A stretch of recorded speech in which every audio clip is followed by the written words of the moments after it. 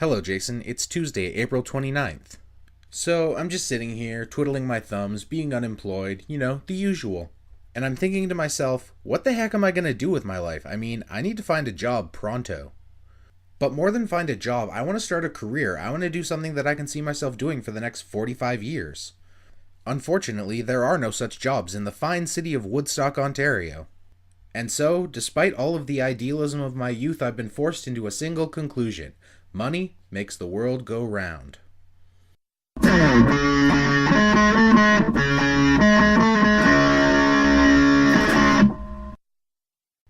It's no secret that my end goal is that I'd like to be a writer, but unfortunately there's not a whole lot of money in freelance writing. Unless, of course, your name is already known, which is something that you can't accomplish unless you're publishing, and it's really hard to publish unless you've published before. And this is the sort of catch-22 that I feel a lot of the job market suffers from. You have to have experience in order to apply for the job, but in order to get experience, you need the job. Luckily, there are a handful of short story magazines in Canada that publish relatively unknown writers.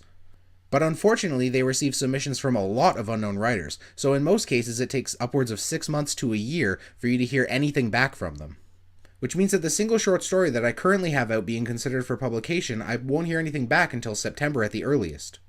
In order to get your foot into the door of the writing industry, it seems that volume is critical, but at present, the time necessary for that volume to develop into payment is not something that I have on my side. And so I've been considering a number of options, different contingency plans, in order for me to build a career outside of writing while I write. And I'd like to hear your opinion on which one you think is best because, quite frankly, you have experience in the field that I'm talking about. My 3 options are as follows. I could go back to university and get a master's degree in English, which would ultimately lead to me going back again and getting a PhD and becoming a university professor, something which I know I would really enjoy, but it's a lot of work to get there. The second option would be to go back to university to get a Bachelor's of Education degree in the junior/intermediate division. This program, usually taking between 1 and 2 years depending on which university's curriculum you're looking at, would allow me to get a high-paying job relatively quickly. That is, assuming that the job market for teachers opens up in a way that, quite frankly, I haven't seen it open up for the people that I know who have taken the same program. I mean, of the dozen or so people that I know who have a Bachelor's of Education degree, only 2 are actually teaching.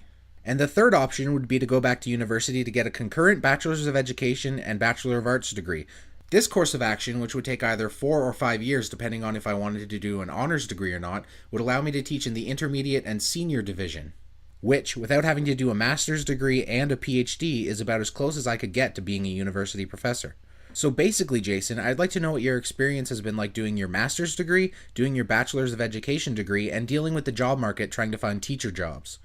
As well, I'm curious to know how you enjoyed your experience at Nipissing University because it's probably standing out as one of my top choices if I do a Bachelor's of Education degree. Now time for Battleship. Your attack on A5 was a miss. And I'm hoping for 6 in a row by attacking D2. To misquote a famous line from the Hunger Games series, I hope the odds are ever in my favor. And for today's tri-language word of the day, I'm going to go with the word school, which in French, you probably already know, is école. In Italian is scuola, and in German is Schule.